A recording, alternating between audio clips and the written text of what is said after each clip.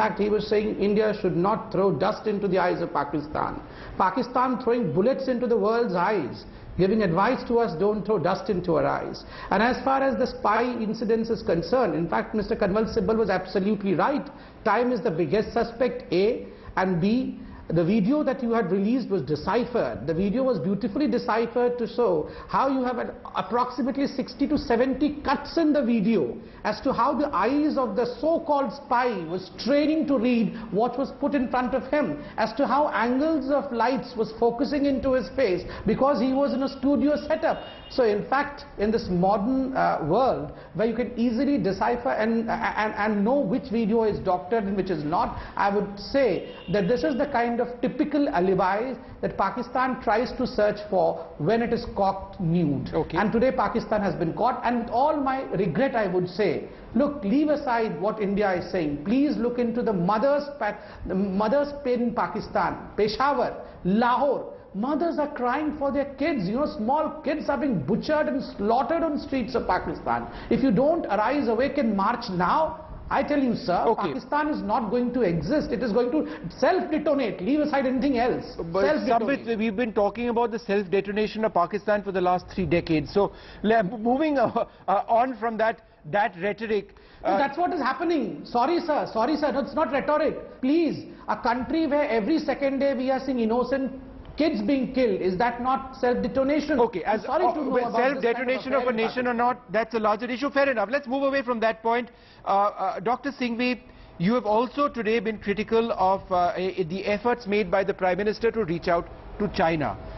Do you believe that that is perhaps what has happened now in the United States, with them trying to block Masood Azhar being named as a terrorist, is the clearest example of a failed China policy? Well, hello, can you hear me? Yes, sir. Hello. Yeah, I don't think I have anywhere said that I'm critical of the China policy in general. Congress stands the most for engagement. There are a lot of economic facets, social facets, a lot of other areas. But yes, very, very clearly we are critical of the fact that with all this hullabaloo about more than one visit in the recent past, what are the actual deliverables where push comes to shove, where really the test is available? You have actually perhaps 2 things which China is assiduously doing. One is, every time such kind of banning issues come, they have stood with Pakistan when the overwhelming number of nations, the UN, have thought otherwise and were about to vote. I don't think we made a dent even on a relatively innocuous, I would think from China's point of view, a banning of an organization like JEM. What has been the fruit of your diplomacy on Indo-Pak if China can't be persuaded to this extent? Second, and I'm saying this because the Modi government gives a lot by optics, a lot of hullabaloo, the Jhula event and all kinds of attendant circumstances. The second is, we know that the Security Council issue, one of the biggest consistent stumbling blocks has been China. And it's been there during our time as well. That's not the point. The point is, we go by hard-nosed diplomacy, hard-nosed nitty-gritty work, not merely by making a whole show of optics. That's been our criticism.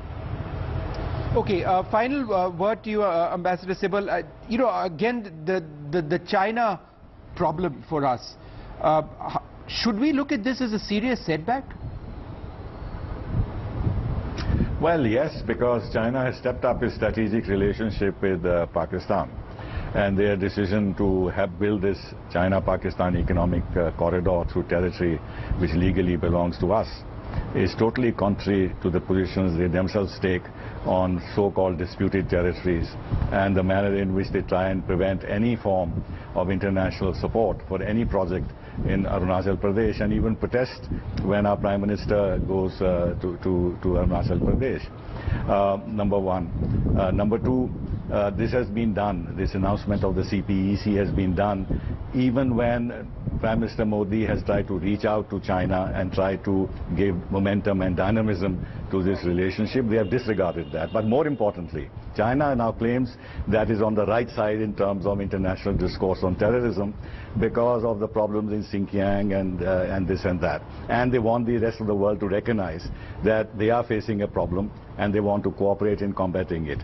And when it comes to Pakistan, they completely avert their eyes from the manner in which Pakistan has been promoting terrorism in India for decades. Right. And on an issue like this, where the United Nations Security Council is involved, where France and the United Kingdom and America on our side, but China is willing to take the diplomatic risk of being isolated and send absolutely the wrong signal to India on an issue which is extremely sensitive for the region. Right. And as a whole, and for the world, because the whole problem of terrorism is and extremism is actually going out of control.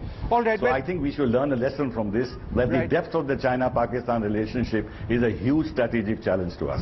All right, well, gentlemen, I'd like to thank all of you for joining us. Let's just hope that something comes from the National Investigating Agency going to Pakistan. Will some action finally be taken against those responsible for the Pathankot attack? Thank you very much indeed.